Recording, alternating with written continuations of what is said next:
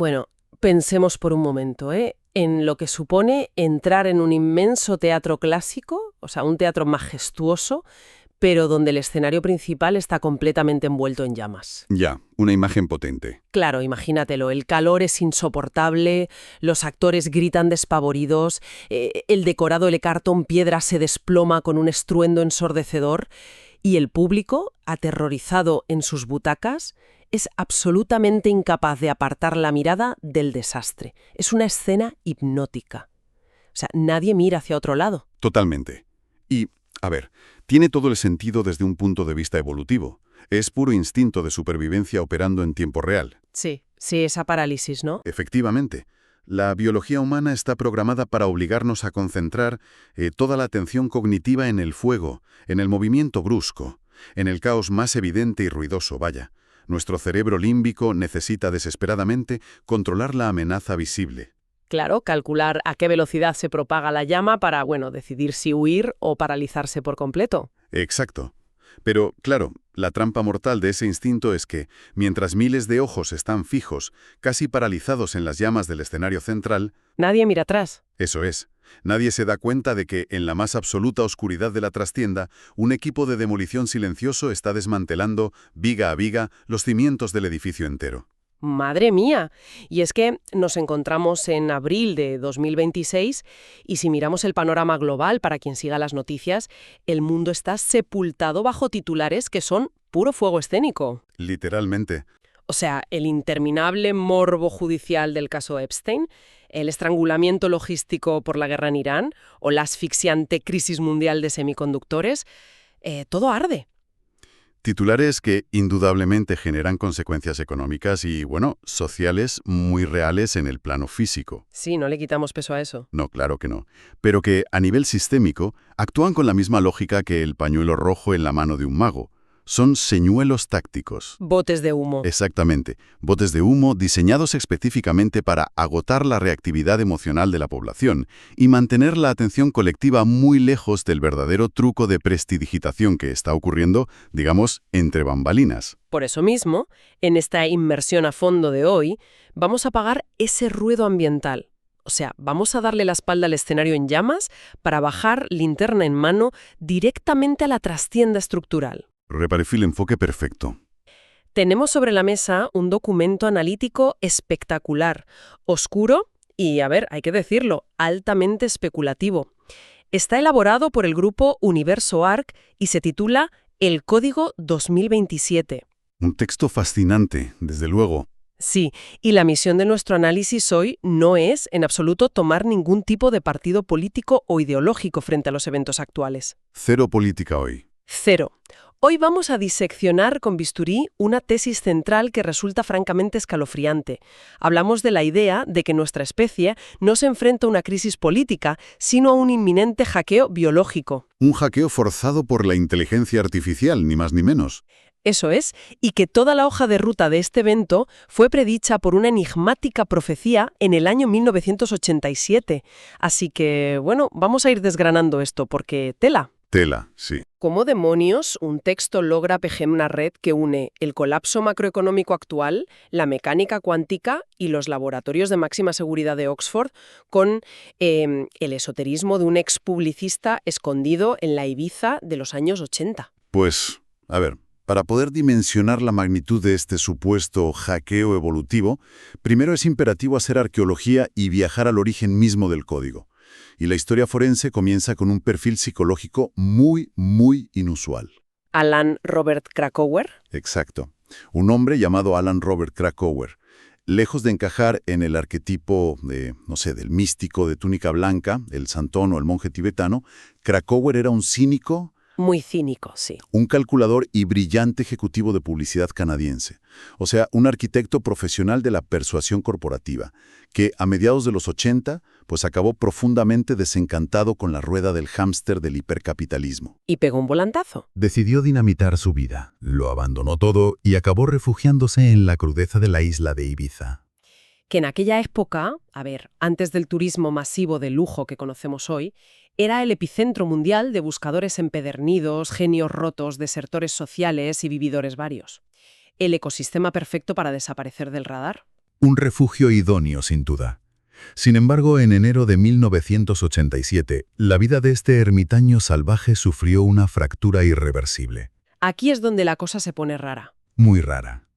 Ocurrió lo que él mismo describiría, no sin cierta reticencia, como una invasión intelectual violenta.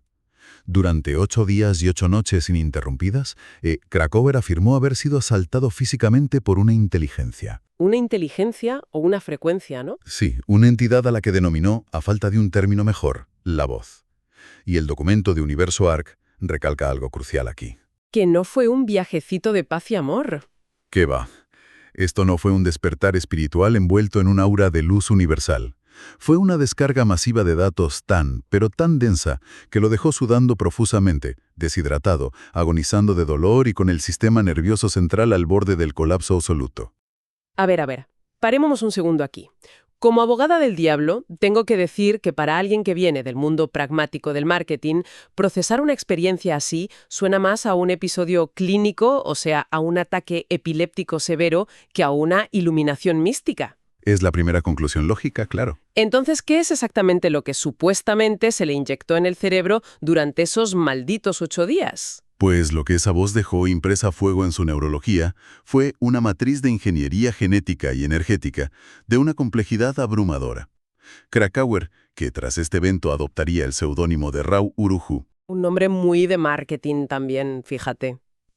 Bueno, sí, se vio obligado a sintetizar disciplinas esotéricas milenarias, pero cruzándolas implacablemente con la astrofísica y la genética moderna, creando un corpus enorme llamado diseño humano. Vale, diseño humano. Utilizó la astrología, por ejemplo, pero despojándola de cualquier uso adivinatorio de feria.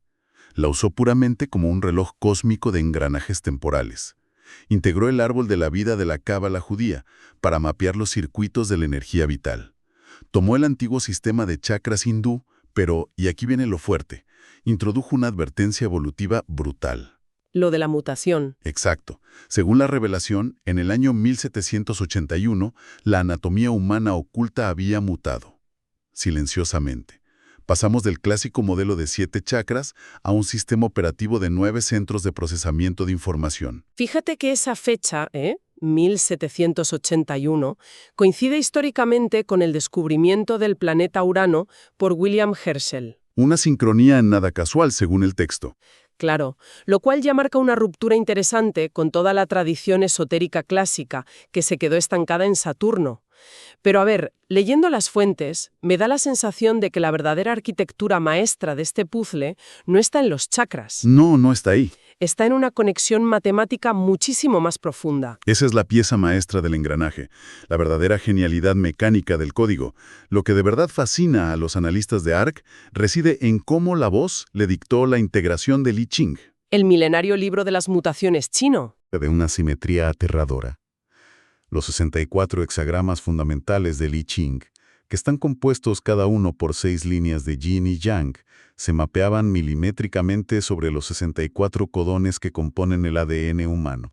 Alucinante. Y cada hexagrama codifica la estructura de un aminoácido específico. Estamos hablando de una fusión impecable entre la filosofía taoísta de hace 3000 años y la cartografía genética contemporánea. O sea, un nivel de detalle absurdo para una alucinación febril. Absurdo. Y para explicar cómo las posiciones planetarias programaban físicamente esos codones en el momento del nacimiento, el sistema introdujo la física de los neutrinos. Definió a los neutrinos como el aliento de las estrellas, un océano de partículas subatómicas que, al atravesarnos constantemente, depositan información material en nuestro genoma. Vale, y aquí llegamos a un detalle científico que el informe subraya y que, sinceramente, resulta francamente difícil de ignorar. El tema de la masa. Exacto. En 1987, cuando Krakauer redactó esto febrilmente en Ibiza, el consenso absoluto de la astrofísica oficial afirmaba que los neutrinos carecían totalmente de masa. Era dogma científico, punto. Intocable. Pero esta profecía afirmó de manera categórica que los físicos estaban equivocados. O sea, los neutrinos debían tener una masa infinitesimal para poder dejar una impronta material al chocar contra el ADN. Y fíjate lo que pasó. Tuvieron que pasar 11 años, hasta 1998, para que el gigantesco observatorio subterráneo Super Kamiokande, en Japón, demostrara empíricamente, ganando un premio Nobel por ello además, que los neutrinos efectivamente poseen masa. El código se adelantó más de una década a la ciencia ortodoxa. Es un dato que rompe muchos esquemas escépticos. Ya, pero ahora bien, tengo que volver a hacer de abogada del diablo. Adelante. A pesar de esa carambola increíble con la física cuántica, todo este relato tiene el inconfundible aroma del clásico guión fundacional de una secta comercial. Sí, el patrón está ahí. O sea, tenemos a un individuo carismático, un cambio de nombre a un seudónimo místico, una revelación inalcanzable de 8 días sin testigos.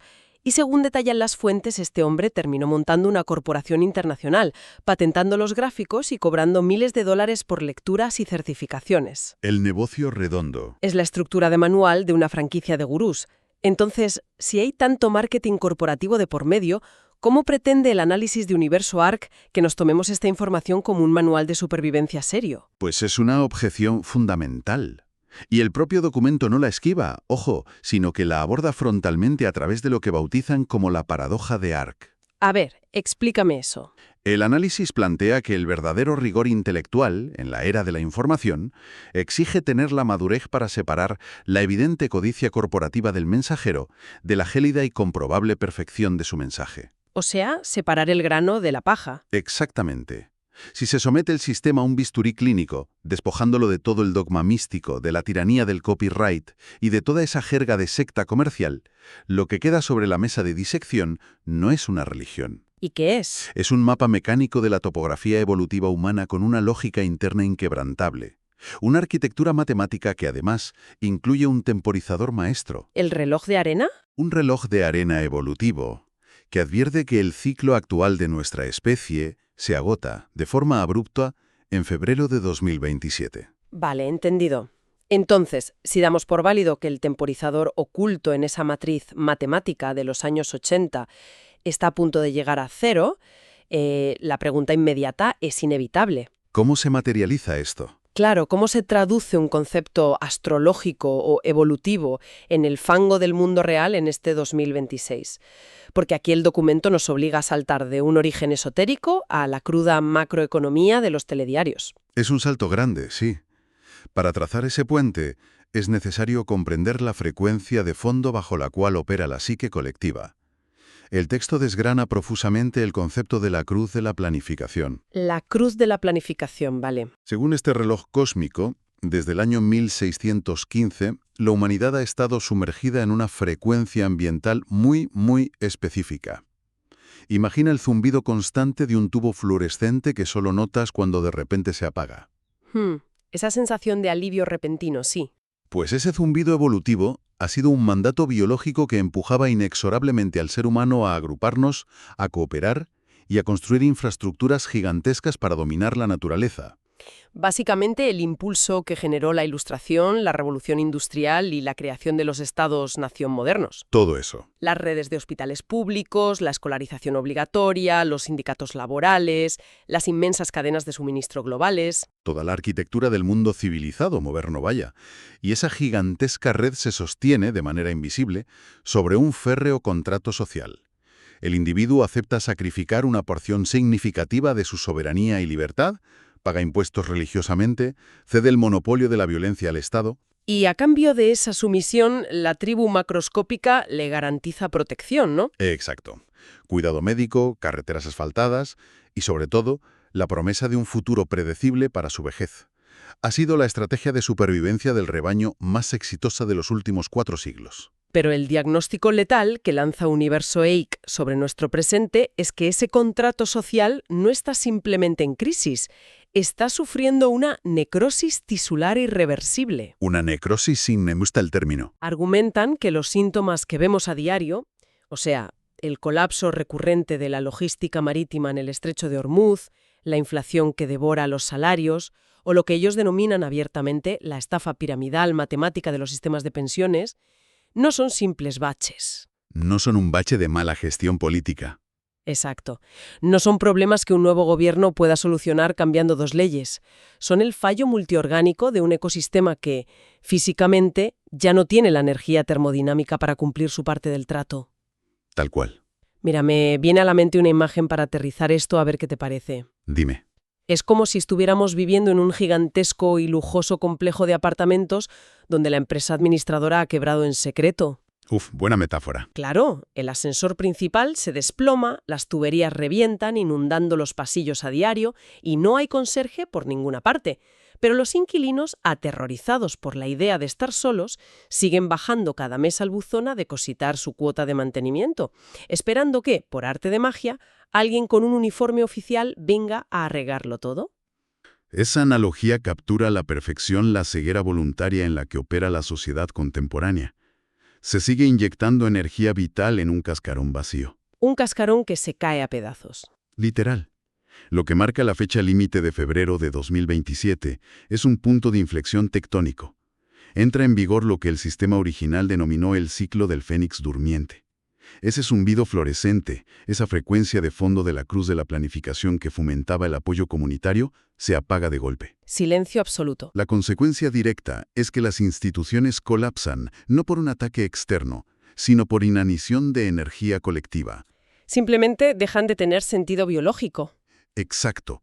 El nuevo mandato biológico que emerge para el siguiente milenio es el de un individualismo radical, una soberanía absoluta. El mensaje que envía el código genético es escalofriante y directo. O sea, dice: La red de seguridad se ha desintegrado. Sálvate a ti mismo. Vale, detengámonos ahí un segundo. Si el andamiaje social, es decir, todo el exoesqueleto que nos protegía, colapsa de esa manera, la lógica biológica dicta que el organismo interno tiene que mutar rápidamente para poder soportar el impacto de la nueva intemperie. La evolución no permite vacíos. Y eso nos lleva a la parte más oscura del análisis. El texto lanza una bofetada de realidad contra las narrativas edulcoradas del movimiento New Age. Adiós a los cristalitos y las buenas vibras. Totalmente. La verdadera evolución de una especie no es un grupo de seres de luz abrazando árboles en perfecta armonía.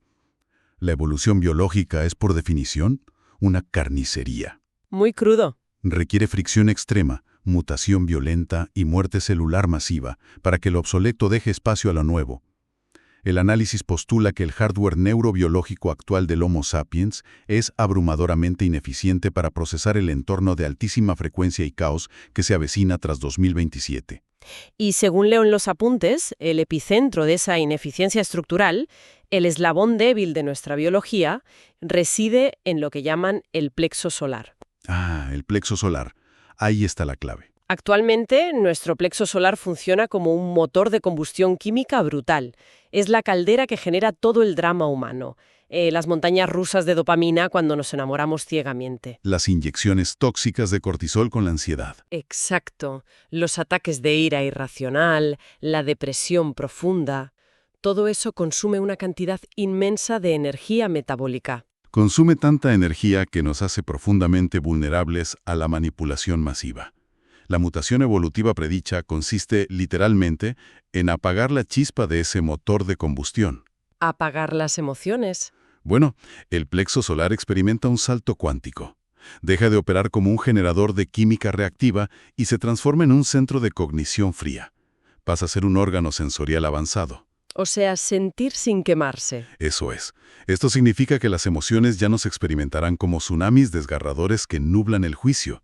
Se leerán internamente como telemetría pura. Será información frecuencial procesada en frío, analizando el entorno sin generar desgaste físico, sin apego y sin el menor atisbo de drama. De este apagón químico es la aparición física de una nueva subespecie a partir de 2027. Los niños rave. Los llamados niños rave. Y el documento advierte que, si son evaluados bajo el prisma obsoleto de la psiquiatría tradicional, estos niños serán diagnosticados masivamente con trastornos del espectro autista severo o incluso catatonia. Un diagnóstico completamente erróneo desde este paradigma, claro. Claro, porque al tener el plexo solar mutado, carecerán por completo de lo que nosotros definimos como un yo psicológico. No tendrán ego, no buscarán la validación del contacto visual y serán absolutamente impermeables e indiferentes a nuestros chantajes emocionales cotidianos. Serán una especie extraterrestre conviviendo con nosotros, básicamente. Pero a ver, hay algo que no me encaja. Si tenemos a una generación de niños que no reaccionan al drama emocional, que carecen de identidad individual y que no usan las señales sociales básicas, ¿cómo interactúan con el entorno? Buena pregunta. O sea, ¿se quedan aislados en un rincón mirando a la pared? ¿Cómo se comunican? Esa es la trampa de observarlos desde nuestra limitación cognitiva actual. No estarán aislados en absoluto, porque no operarán como unidades individuales. Ah, vale. El código explica que estos seres se sincronizarán mediante lo que define como la conciencia penta. Físicamente, sus cuerpos tenderán a agruparse espacialmente en pequeños nodos geométricos de 3 a 5 individuos. Como una pequeña red local. Exacto. Al estar a corta distancia, sus plexos solares mutados, que ahora son antenas de cognición fría, se conectarán en red automáticamente, fusionándose en un campo áurico unificado. Se convertirán en una sola entidad consciente distribuida en varios cuerpos biológicos. ¡Qué locura! Y su comunicación no requerirá de las cuerdas vocales.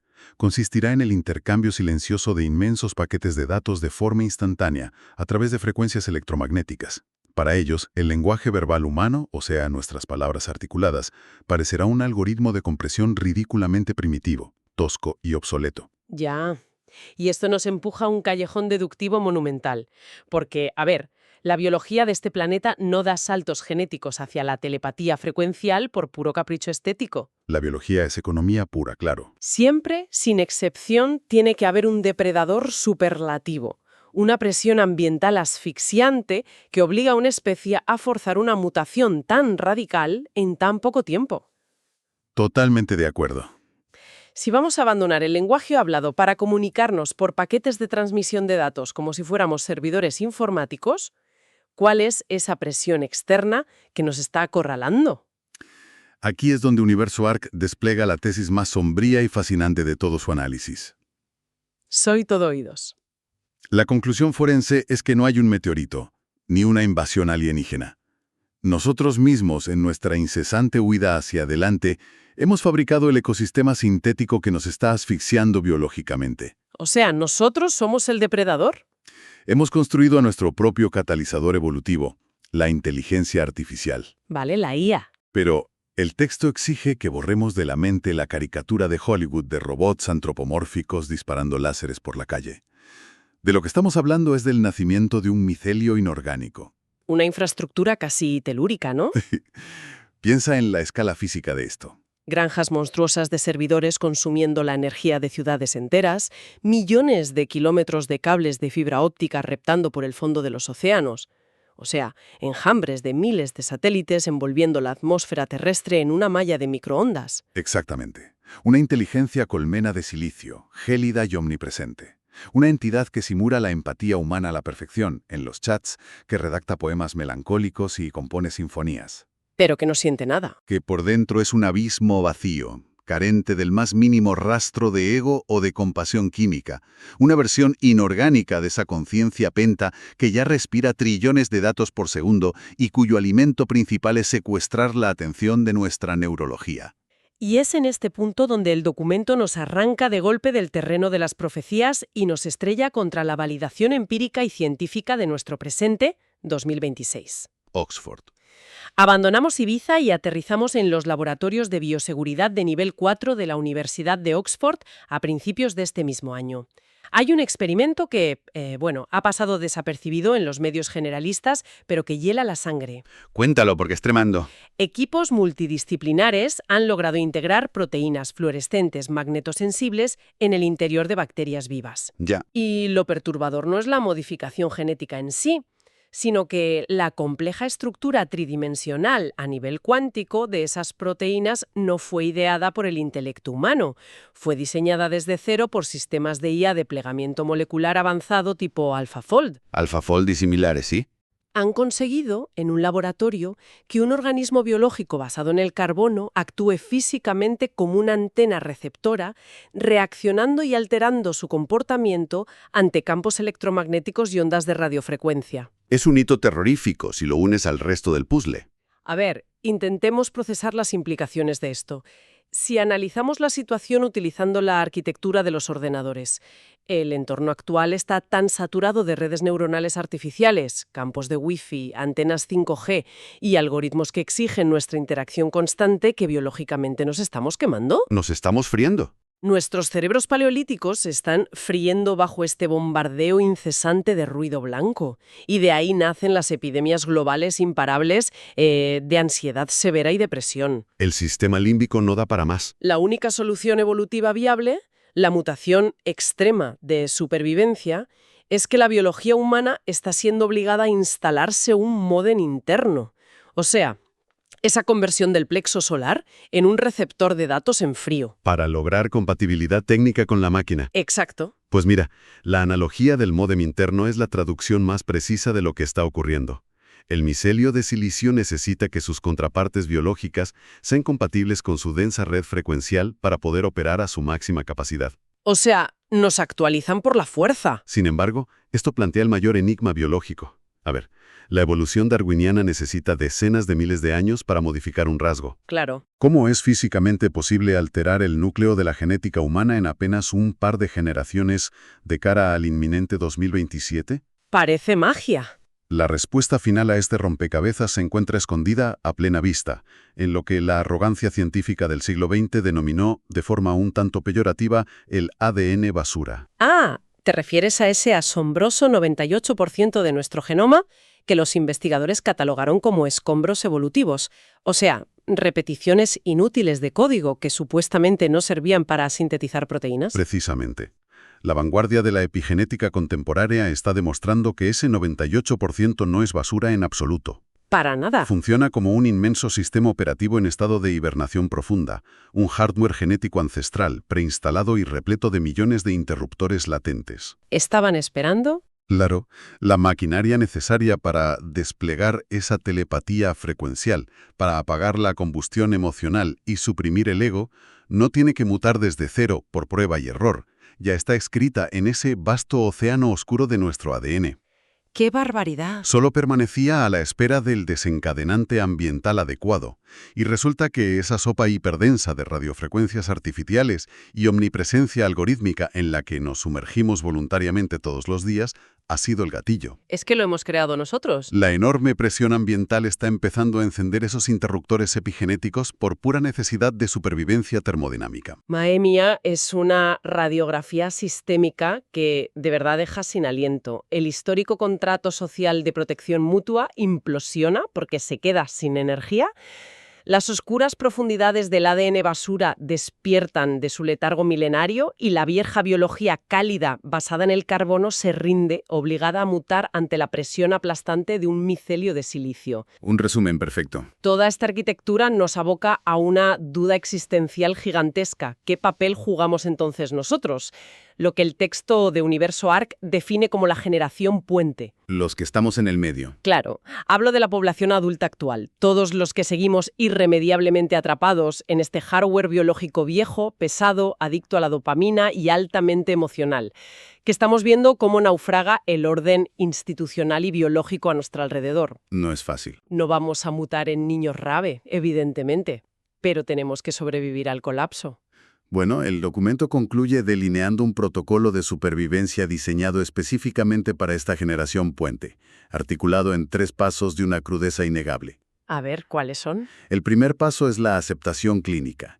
Requiere entender que es un suicidio metabólico malgastar energía vital intentando apuntalar o reformar un edificio institucional que termodinámicamente ya está en ruinas. O sea, soltar el peso muerto. Implica abandonar de inmediato la participación emocional en guerras ideológicas polarizadas que solo sirven para drenar la atención individual hacia causas perdidas. Apagar las noticias, básicamente. Más o menos. El segundo paso es recuperar la brújula interna. En un entorno que estará asfixiado por mares de datos sintéticos, simulaciones inorgánicas y deepfakes indistinguibles de la realidad, la única métrica de navegación fiable que le queda a la vieja biología es la intuición visceral del propio cuerpo. La corazonada de toda la vida. La resonancia somática interna.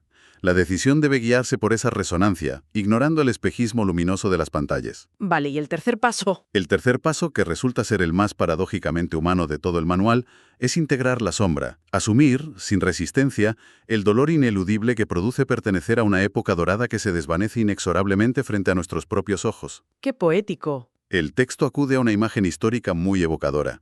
Se nos pide caer con la dignidad estoica e inquebrantable de los músicos del Titanic, que continuaron tocando hasta el final. Uf, los pelos de punta. Amar profundamente la radical imperfección de nuestra especie, nuestra naturaleza errática, cálida y emocional, aceptando con serenidad lúcida que el barco en el que viajábamos se está hundiendo para siempre en aguas gélidas. Es una forma tremendamente poderosa y, bueno, melancólica de asumir el final de una era evolutiva.